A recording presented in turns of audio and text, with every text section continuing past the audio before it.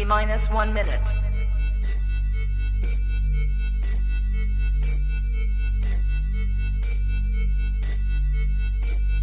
T-minus 50 seconds.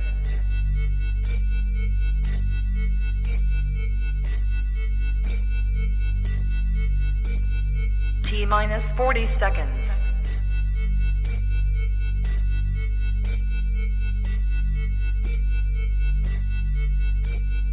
T-minus 30 seconds.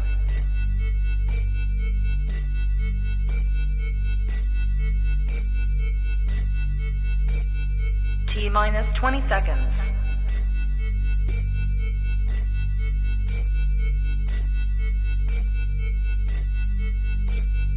Ten, 9, 8, 7, 6, 5, 4, 3, 2, 1, 0.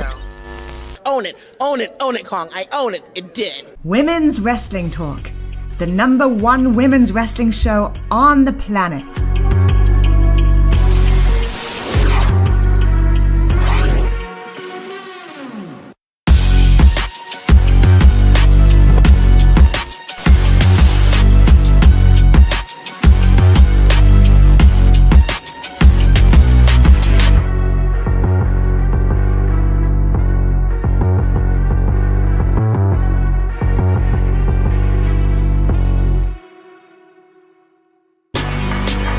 Women's Wrestling Talk, the #1 women's wrestling show on the planet.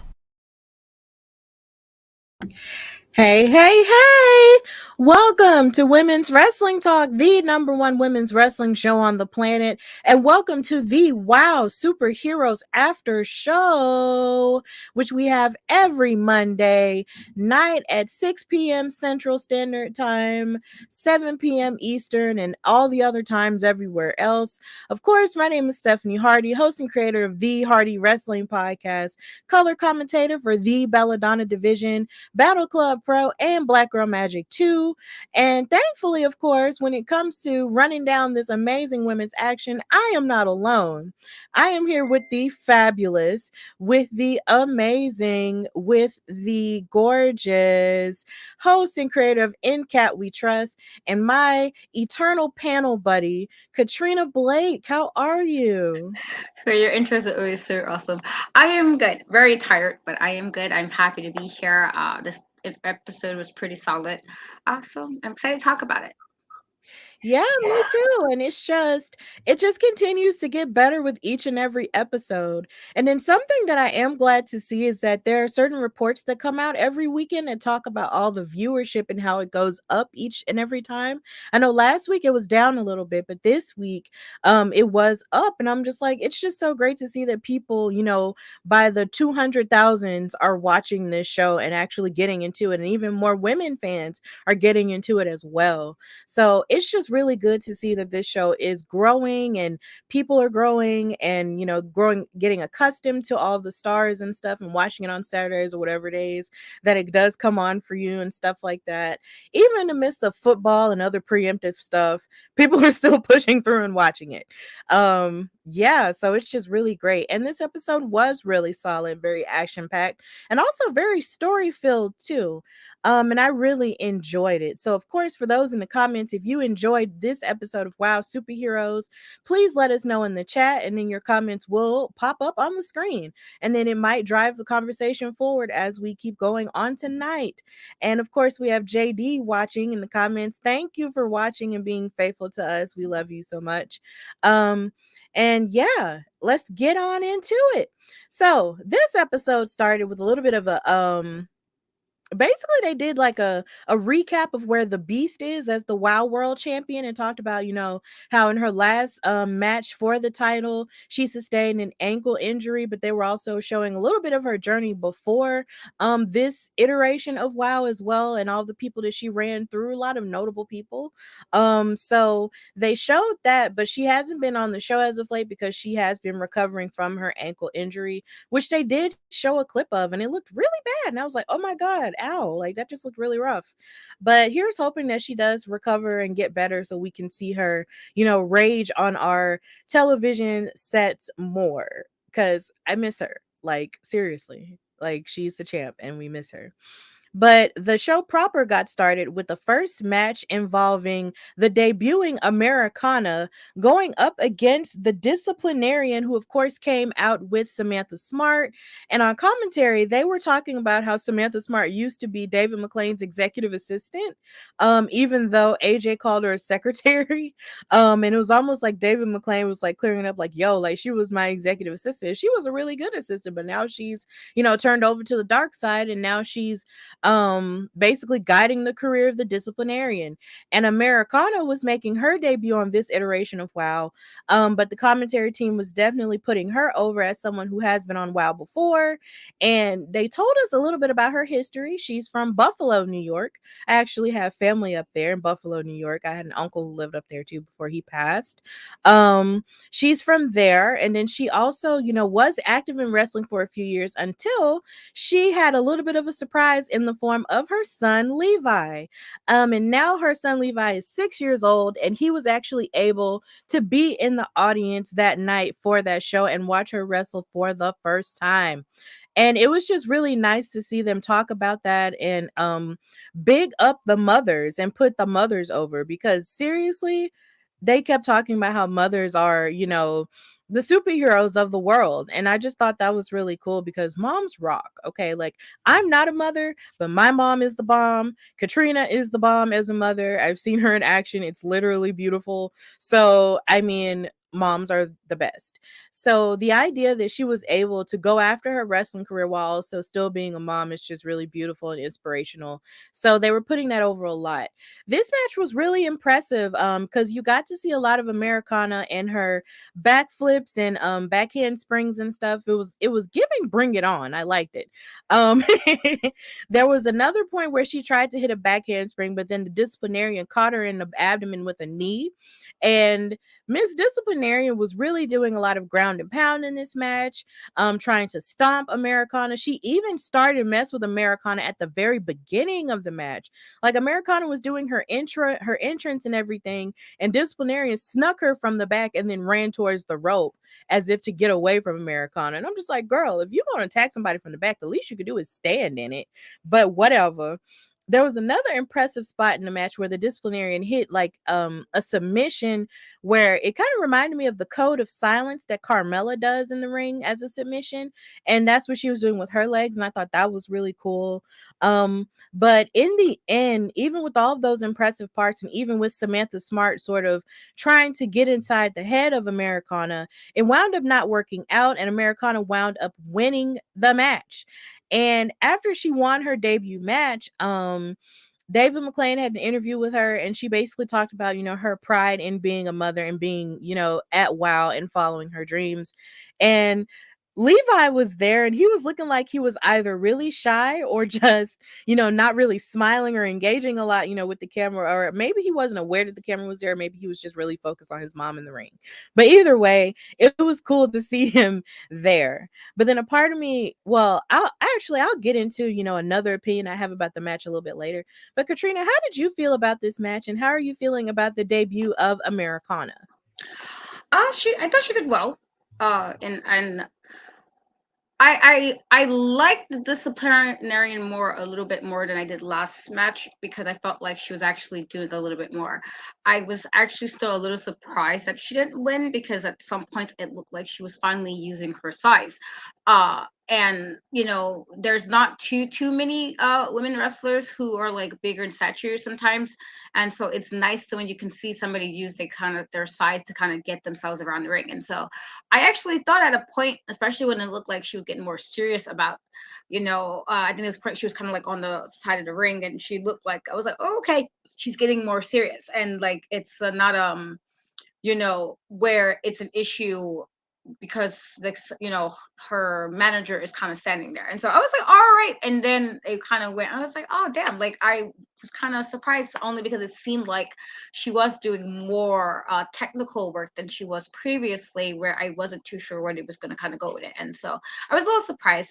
But I did like when they were talking about Americana being a mom, and hello, I'm a mom. And so that definitely was very relatable with regards to having to kind of step away for something you want to do, or having to kind of adjust your whole life around because you become a mom. And yeah, I don't know what like the story is like as far as his or husband or whatever the case may be, but as somebody who's had a very difficult situation happen, and I was like, wait, this was not part of my plan, and I kind of had to kind of work around all of that, and finally got to what I'm doing now. Totally understood that reference of kind of just having to like be a mom and then try to do enough, and you hope you do it well even until they're like adults, but you hope you do well and they can still get back in there and do what you love and still be a good mom at the same time. And so that was super relatable, and I was like, okay, like you earned a couple like a little couple of extra tallies for that, because I totally get that more than most people. Like my mom as well, and it's hard, and you know, when you're trying to do all these things and you still want to be there for your parents. So if your kid can see you do the thing that you had to kind of take some time to get back to, I thought that was a nice little, I'm like, oh my god, yay. Like I would love for my, you know, my kids to actually see me work like in a show or something. It's usually like, I'm like, okay, I'll be back, and you know, doing the mom stuff. And so I earned a lot. I felt like very, that was a relatable thing for me as a parent. And so she definitely earned some points on that one. But I thought otherwise, you know, she was pretty good with her holds. I thought that was really good. And so I'm interested to see what she does next, as far as, again, you come back 5 years later, you know, you can even have ring rust from that amount of time, and she didn't seem like she really had any. And so I thought it was a good open. Again, I was a little surprised only because I felt like the disciplinarian this time was actually using her size more, but it didn't, like, I guess, give her the win, which I was a little surprised by. But otherwise, I thought it's good, and I'm kind of interested to see as far as where Americana goes after this matchup. Yeah, I'm glad you mentioned that because hey Ricky, thank you for watching. It's just that that's something that I'm glad you mentioned, that because that was really what I was about to bring up. The disciplinarian has kind of been on a losing streak lately since we've been introduced to her. It just seems like even in tag team matches and even in singles matches, she's been losing quite a lot. And for someone who's as powerful and as imposing as she is, but still really good at technical work, you would think that she would have a little bit more luck. And it just doesn't seem that that's what's happening here.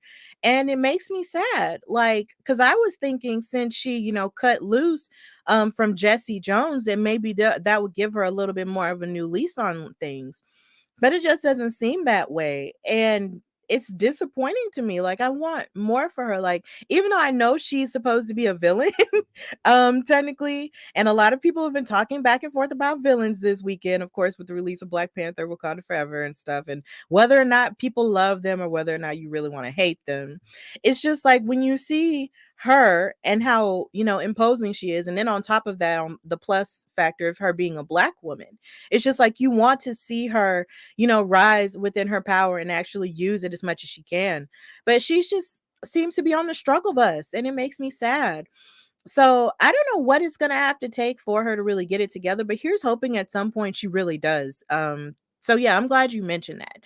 But in the end, Americana wound up winning. And then something else interesting that I loved was the fact that, and they mentioned it on commentary, was the fact that Americana made her debut and she had on all these beautiful bright colors, and it wasn't like a red, white, and blue thing.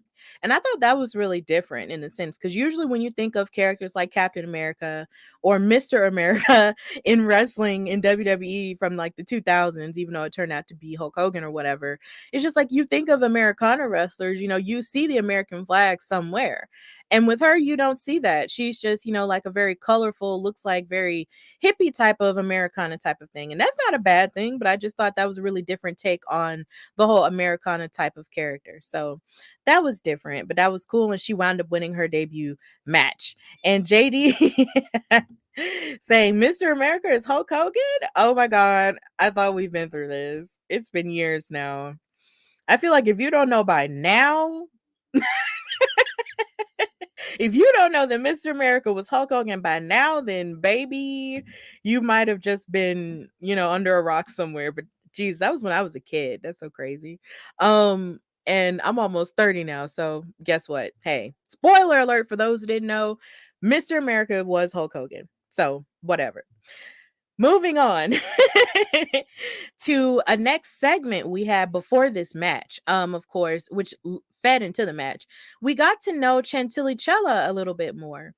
And of course, with them telling stories on WOW Superheroes, you get to know a little bit more about them as human beings and all the struggles that they've gone to in order to rise to become, the wrestlers that we know them to be today. And Chantilly Chella was talking about how she, is from California, and about how she really didn't get into wrestling full out, but into martial arts when she was a younger child. And her mom really encouraged her, and her grandmother really encouraged her, when it came to, her pursuing martial arts. But she dealt with a lot in the sense that her father was absent due to his struggles with alcoholism and being diagnosed with bipolar disorder. And it was just so sad to hear, for me, because it's just like, this is someone who outside of the world of WOW, who I've actually shared space with in terms of commentary work in the independents. So to and standing next to this person, who is so beautiful and so fabulous and so great in the ring, you never really know people's stories until they actually sit down and tell you, or you hear it through another avenue. And I just did not know that she was going through all of that, and it made me tear up a lot because I'm an emotional wreck when it comes to stuff like this. It's just hearing her tell her story like that, really did, make me emotional, in the sense that it made me kind of appreciate and love her more than I already do. And she was talking about her love for music and her love for kickboxing, and how she used positivity to sort of pull her through the darkest moments, especially the moments where she would wait for her dad to come to all of her events, and she would hold out hope that he would come to all of her events where she would have martial arts stuff, and he would never come. And that was just really hard to hear, but that's a sad reality for some people. So to hear that, to hear how she rose above all of that, to become who she is now, and to see her dancing in a field of flowers and stuff like that, and going hiking and doing stuff like that to sort of put her in a good mental head space, was just really inspirational and really good. So that was really good, and I was really happy to learn that about Chantilly, and stuff. So, Katrina, how did you feel about Chantilly Chella's story before we go off into the match that she participated in? I thought it not that it was nice that she had to deal with that, but nice in the sense that we got to learn more about her. You know, I'm not like I don't have bipolar, but somebody who's has exact severe, sometimes severe anxiety.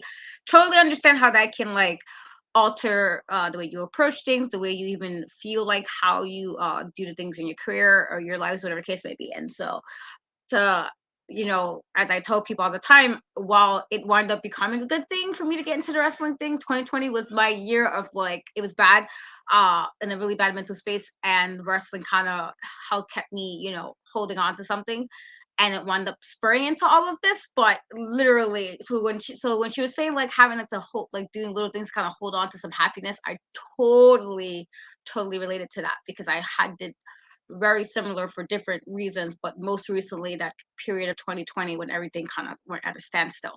And so it was like crap. Like, everything is completely, we've never lived through, a pandemic before. We've had some shitty things in the world happen, but we haven't lived through that.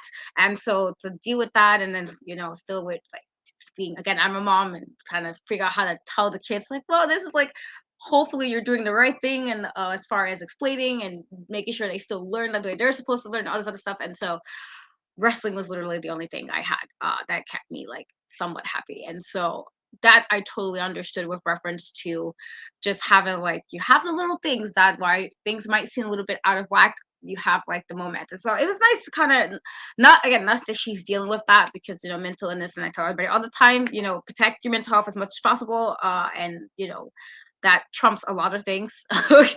Your job, I mean, you can't do a job if you're not mentally well, and you're not okay. And so um it was just nice to like, okay, like, you seem so positive for somebody who's dealing with all of this behind the scenes. And so it not nice that she's dealing with it, but nice to kind of hear more, as far as, again, relatable in that way. Yeah, it is just like I said earlier, you just never know what people are going through until you really listen to them. And I'm happy that she was strong enough to tell her story. And it's like I say, when you tell your story, you never know who's listening and you never know whose lives you're saving when you hear that.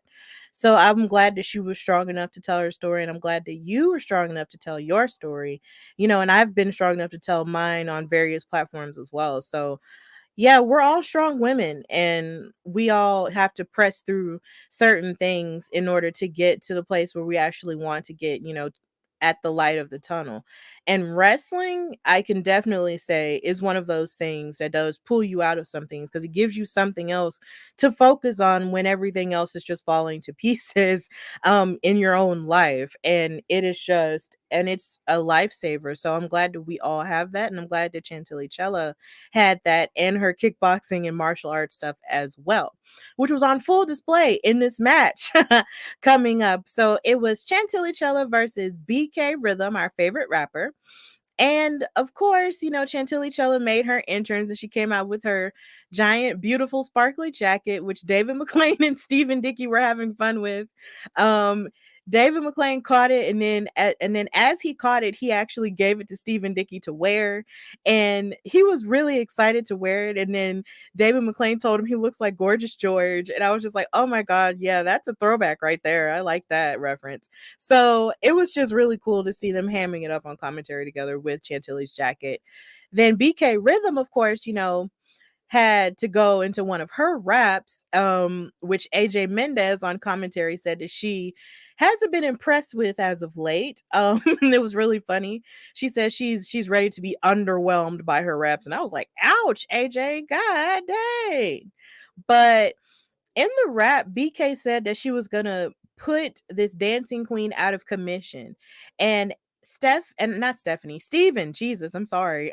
It's so easy to go to the other one. But Steven said, was that a dancing queen reference, like a ABBA reference? And ABBA is a really great band. If you haven't listened to them before, listen to ABBA. They're pretty cool. My boyfriend's obsessed with them. But yeah, she made that reference to her because of course Chantilly does love to dance. But in this match though, it was really good. BK really didn't necessarily like underestimate Chantilly because she's a dancing queen. BK really brought some of the best stuff that we've seen her bring since WoW has gotten started. You saw a lot of her abilities at play here, but then in all of this you also saw Chantilly use a lot of her kickboxing work, all of her martial arts work, and right there she had a cover. Well, she had a meteor into a cover, but then she grabbed a hold of the bottom rope. But then she realized that that's the thing that you're not supposed to do, so she let that go. And then there was this other impressive spot where Chantilly actually hit a monkey flip onto BK. So that was really cool, and Chantilly really was just showing the best of what she had to offer in this match. And then there was even another point where they had a battle of the arm drags. Like that was really cool too. But in the end, Chantilly Chella wound up winning this match, and BK here again wound up losing a match. It's like the second match on this card where we've seen someone consistently lose a lot, and that's Disciplinarian, and now it's BK Rhythm. But this match was really good, and I was really glad that they told Chantilly's story, and she wound up coming out, victorious in the match. So, Katrina, how did you feel about this match and the performance of Chantilly?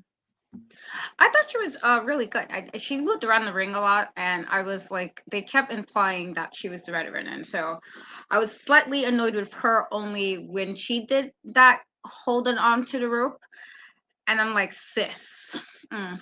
Like you know better. Like you can't expect to get a pin, and the referee is right there. It's not like you're doing like a heel move where the referee might not be seeing that you're trying to use the ropes to your advantage. In this regard, she's the face, and so it was a really odd for me to see her kind of use the rope, and then like she realized it, but didn't realize quick enough. Because I was like, how did you not realize that was not going to count? And so that kind of annoyed me because they kept implying throughout that whole match of how she was the veteran and BK Rhythm was the newbie in all of this, and she had to learn and had to scout and all this, and they kept saying that, and so I'm like, sis, well, a veteran's supposed to know we don't hold on to ropes in front of the referee during pets, and so I was a little annoyed by that reference only because they kept mentioning that she was supposed to be the veteran. I'm like, a good veteran knows to do this. However, I did enjoy everything she was doing throughout the match. I thought she, again, very quick. Um, a lot more. I mean, she's pretty athletic for the most part when you think of all the other matches, but it's nice to kind of see her shine on her own instead of, because she's been in quite a few tag teams since we've seen her on WOW. And so it was nice for her to get the win. But I am curious as far as this whole BK Rhythm situation. Like, why is she losing all her matches? And granted, I am not a fan of her raps. And when AJ Lee mentioned the underwhelmed, I was like, you hit it right there. Cause same, underwhelmed. Not impressed. Not at all impressed at all. But But she did change it up and say that she was whelmed after it was over. So that's a step. I see. I didn't even get there. I couldn't even get to that level of. I was like, I guess if You this is weren't what you whelmed. wanna. Yeah, I just was like, just can we stop these raps. Better raps. Let's stop those. So I mean, granted, I don't particularly like that whole like I'm battle rapping. I'm supposed to like buy. I can't buy that. As I spent the first episode, I was like, I just can't buy that whole with her just not giving me battle rapper rhymes. But I was still, again, I'm like, why every match still? Like, it's very odd that she's lost every match, and I don't know again if and again, usually for the most part, I am with the faces unless you're a good ass heel. And I got in better as an adult, appreciating better heels. Like I said, Randy used to piss me off as a kid. He used to really irritate my soul. But I appreciate him. Now I'm like, what? This is good story. Look, I can't even get mad. I understand what you was doing with this. And so in this regard, though, I can't even say it's one of those situations where it's like she's such a good heel, like that the heel work is making up for the fact that she's losing. And so I'm not sure what they're going with regards to her, because she has lost, I believe, not if maybe she won one match, maybe, and I'm thinking it's a maybe. I feel like she's lost the rest of them, and so it's like, what are we doing with her if she's losing everything, or is this always going to be like a most of the good guys on the show per se is going to win more? And so I wasn't sure if that's what they're doing with this. I was a little surprised, because while Chantilly did have, her moments, it wasn't like BK Rhythm was getting beat up the whole match. You know what I mean? Where that would be more like, it feels like she was kind of getting her moments where she just could have easily turned the other way. And so I don't really know why she's losing all her matches or what they're trying to do with that. But I was surprised as well that she got one more loss again. I was like, damn, again? Like, okay, I guess.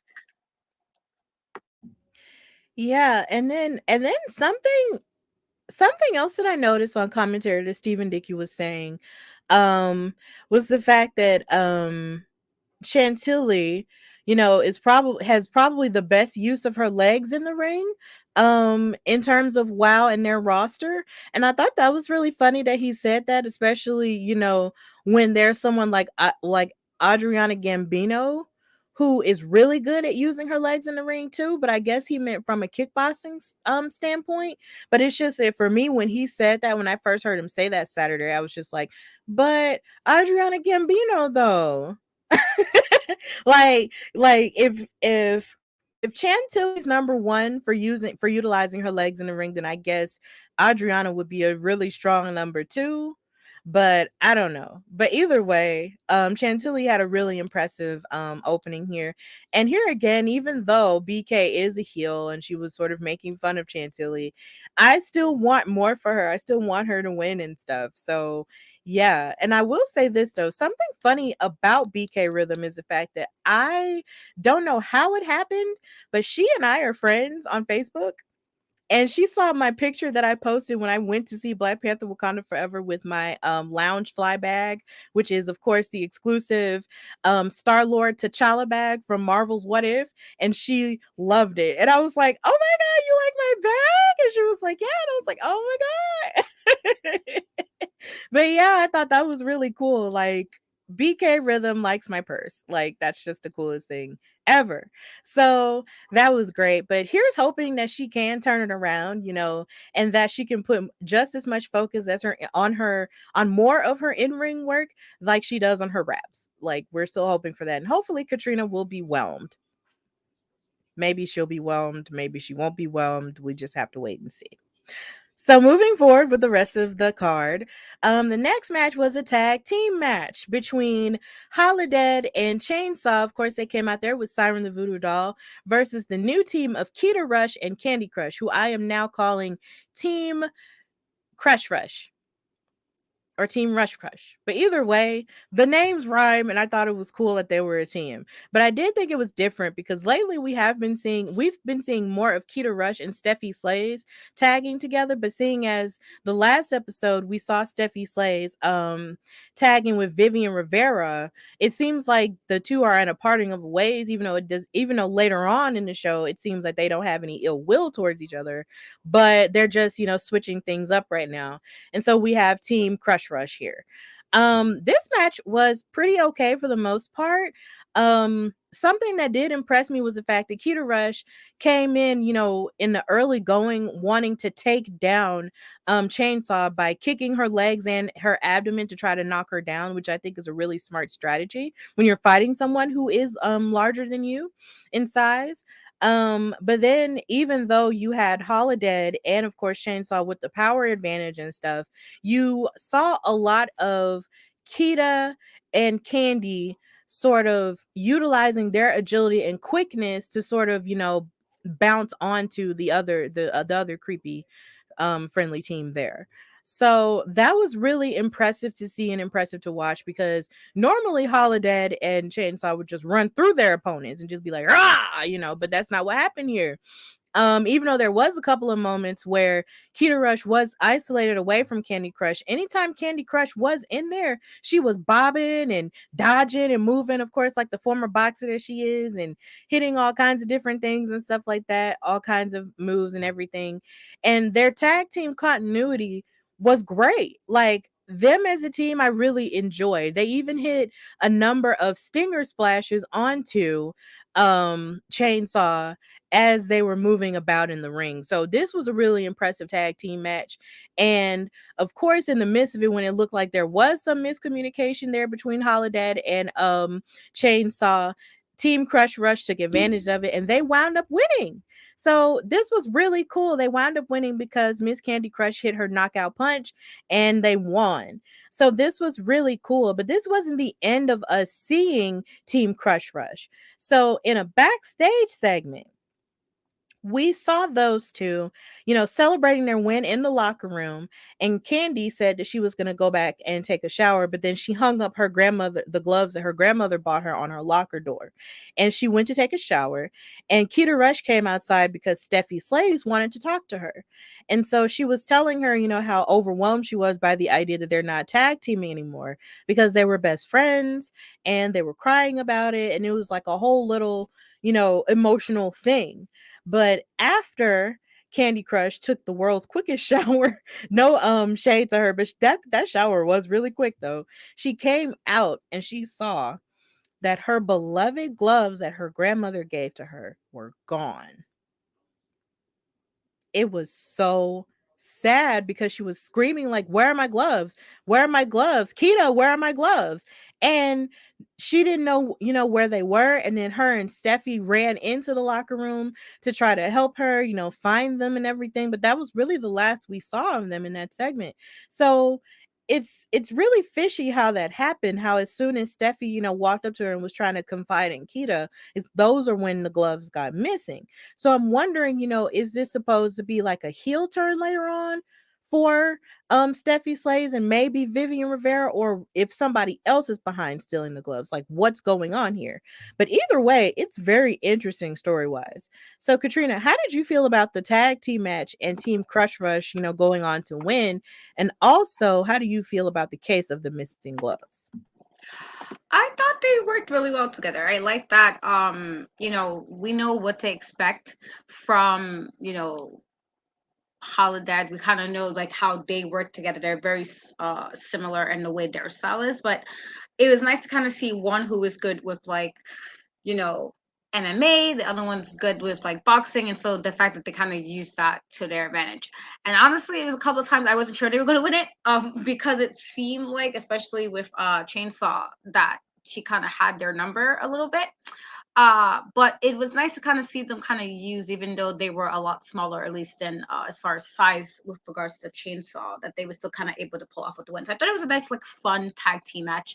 I was a little like, I wasn't sure how to feel, I guess, about the gloves thing, because everybody knew that was one thing she kept saying from the very beginning was like how much these gloves meant to her. And so I'm like, when they have like, oh, the person's missing and then something's, and now it's like, oh, here's some drama now because the thing that matters like the most to me, you guys kind of like it's gone at the moment. And so I'm not sure if it's going to be like a heel turn or it's just like, why do it in that way? So I'm curious as far as where that's going to go, especially because we all know how much she said that was the thing her grandmother gave her and that she always has it, and like that whole like sentimental, been there done that, holding on to something that's super sentimental for something like that. And so I'm curious to see as far as is like, is it going to be a heel turn for Kandi Krush, or is it just like they'll work through it, or will it be like, I don't know. But I was a little surprised. I was like, they waited this moment though for her to lose the gloves and the whole shower. I mean, listen, I mean, some quick showers are a quick shower, but I don't even know if that's like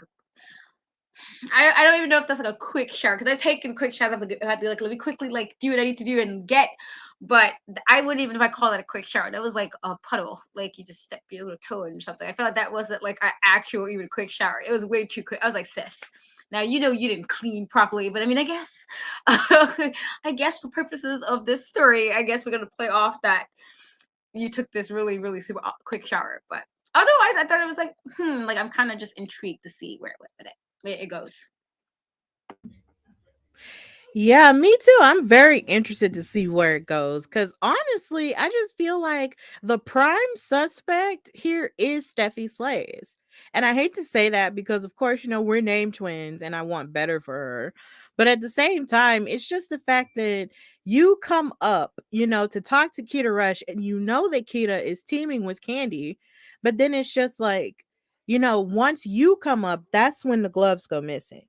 Like it's just something really fishy about that to me. So I'm wondering if this is going to be like a heel turn for Steffi, or if this is or if it really is someone else. Like that's what I'm truly wondering here. Like who could it be? Who would be so vile and so mean that they would steal Kandi Crush's gloves? They're her special gloves that her grandma gave her. Like seriously? Seriously. Like, even though they are special, and one could argue that you're not supposed to have special stuff like that out in the open so a person can steal it, it's still yours. And you're not thinking, once you do carry it out, that it's going to get lost somehow. Like, you're not thinking that immediately.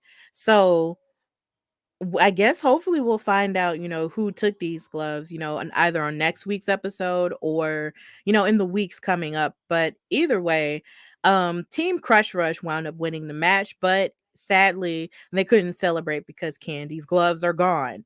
So yeah.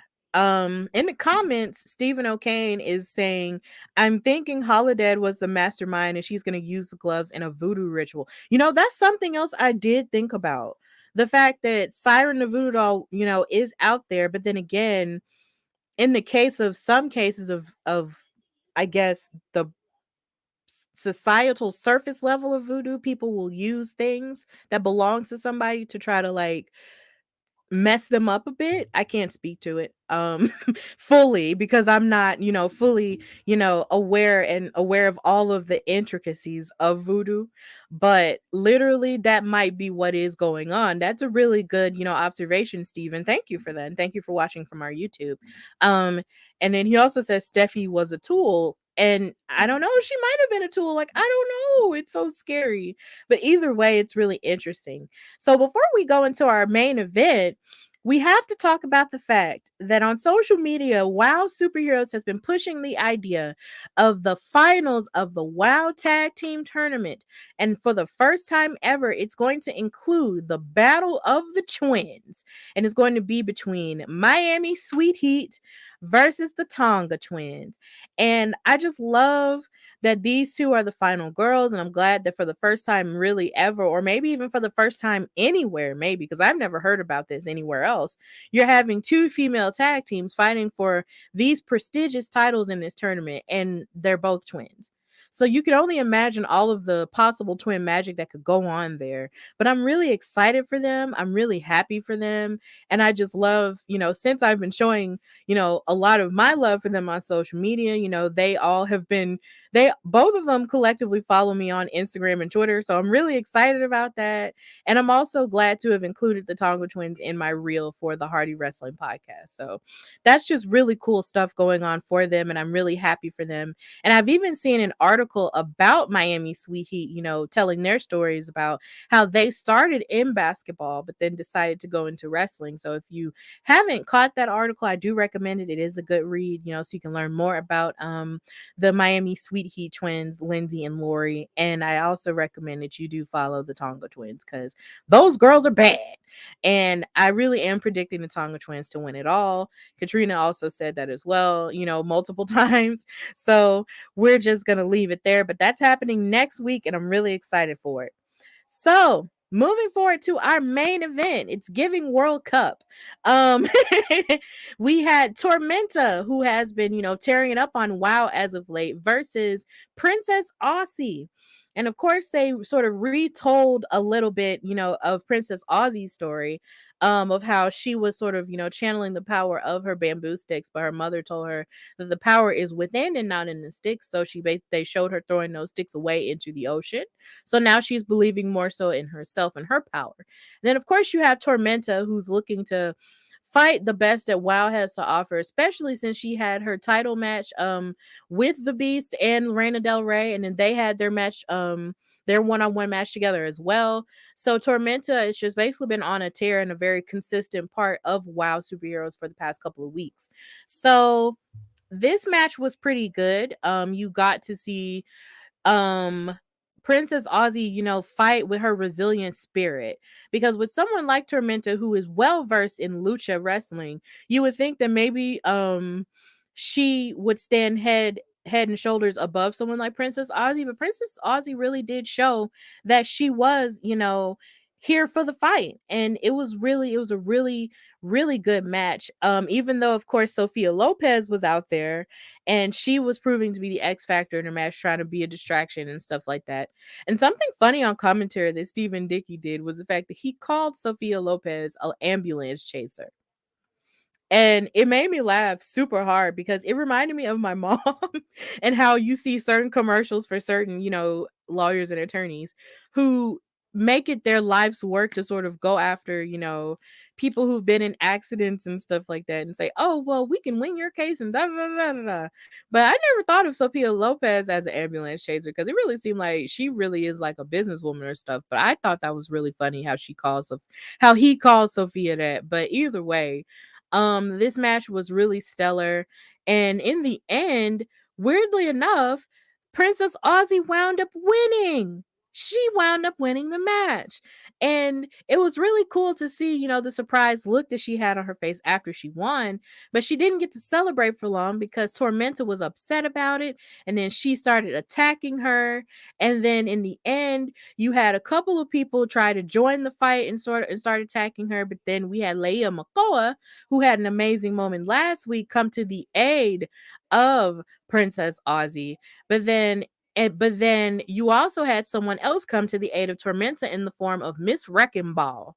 So she came out there and they started beating up on the both of them, and they wound up looking like they were on top with Sophia Lopez holding their hands up after the brawl took place. And hopefully this will lead to them having a tag team match against each other. But either way, this was a pretty cool way to end the show.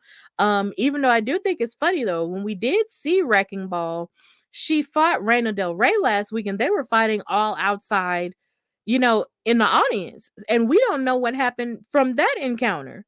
So it's amazing to see that Wrecking Ball has moved on so quickly. But I guess maybe we'll get an answer to that. I don't know, but that's basically how this episode of WoW ended. This is a 9th episode. So next week is going to be the 10th one, right? That's so cool.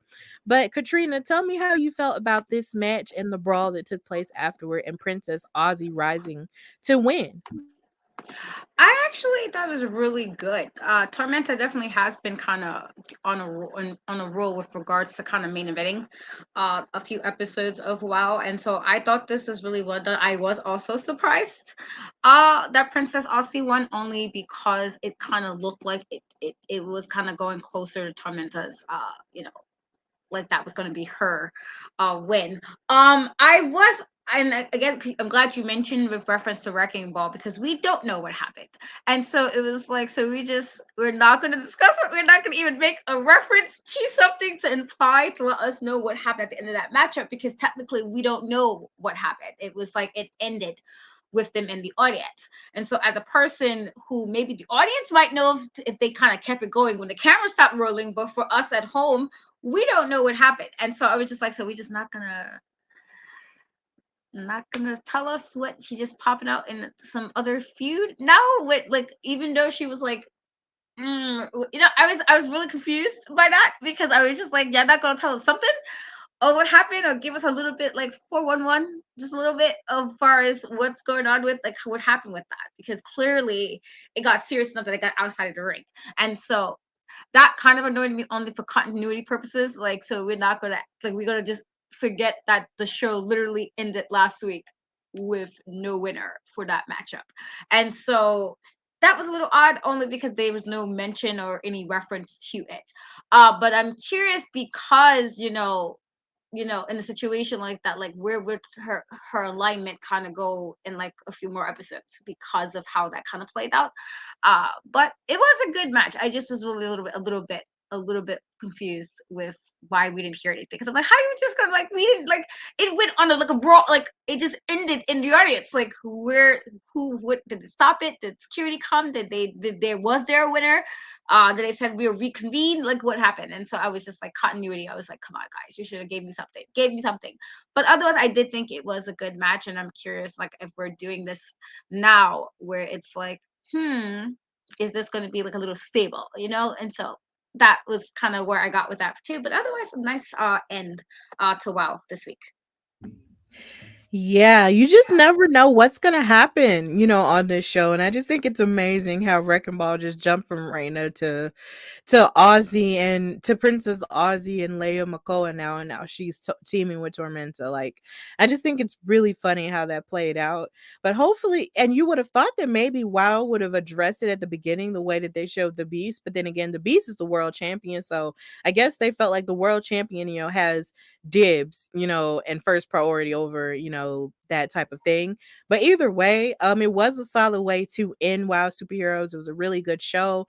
In the comments, we have Tony Sands watching on Twitch saying hey and saying keep up the show or keep up the good work. Thank you. And he also said, glad to see my melanated people showing up on Twitch. Represent. Thank you. Thank you for that compliment. So yeah, hopefully we will be able to continue to talk about WoW Superheroes, on Twitch and on YouTube and Facebook and stuff every Monday night. So we're here to talk about it and give you the rundown on what happened. So I do recommend that you do watch WoW Superheroes and find, wherever it might be on whatever channel it might be on, in syndication wherever you are, so you can catch it and just, beef up the ratings for the show to show that people really do want to watch women's wrestling and actually want to watch an all-female show.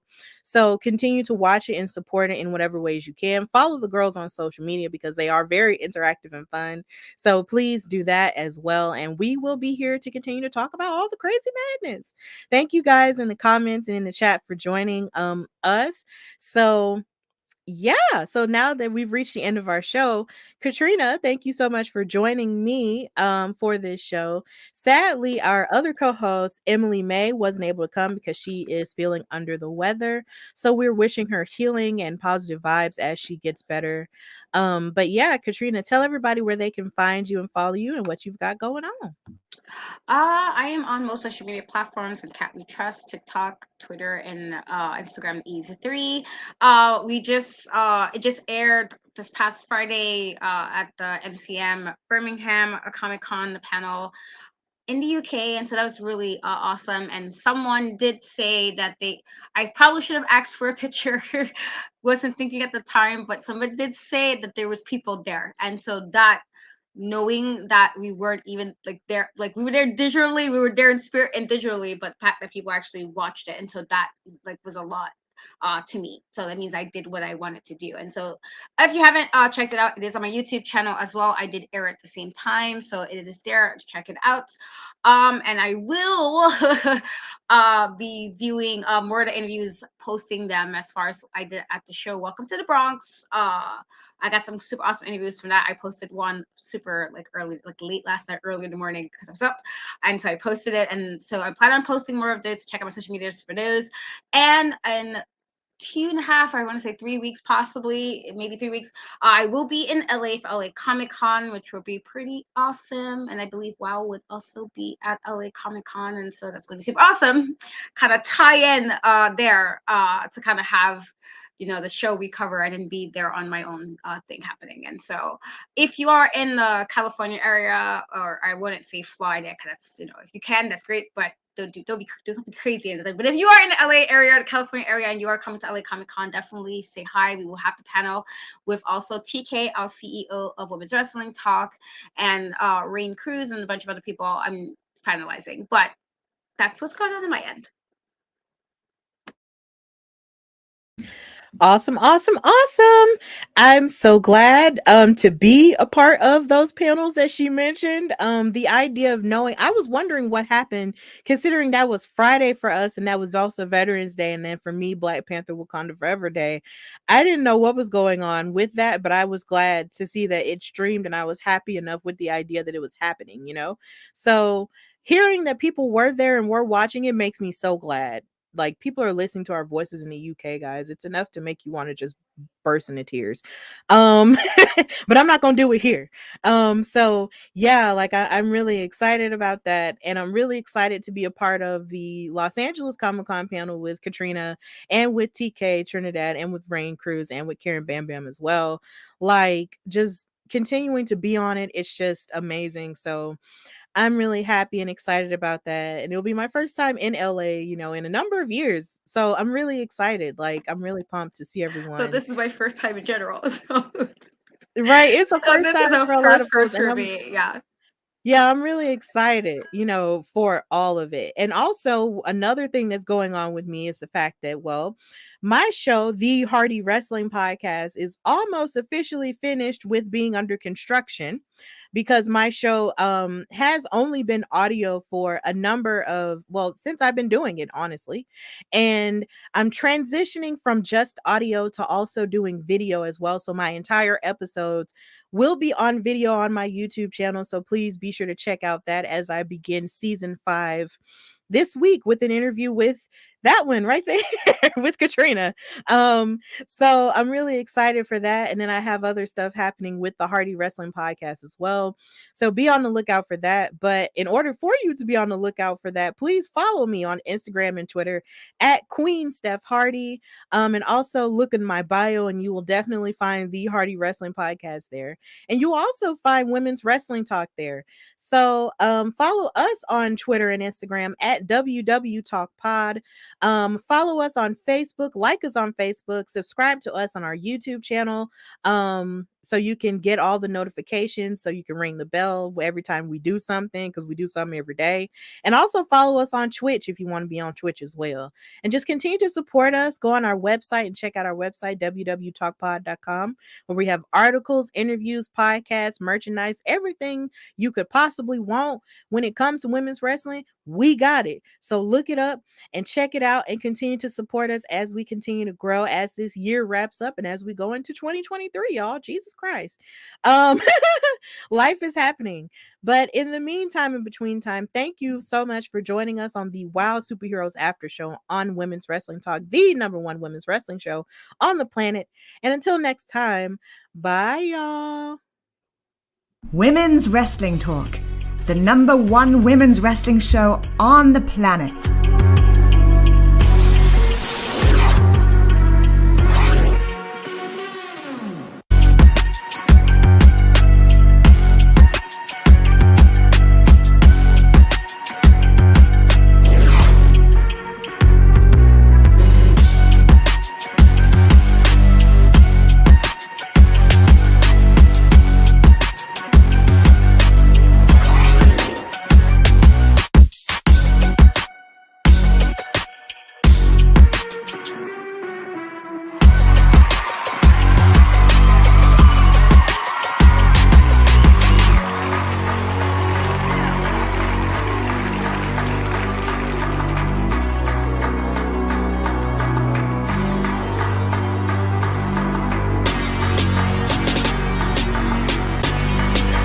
Women's Wrestling Talk, the #1 women's wrestling show on the planet.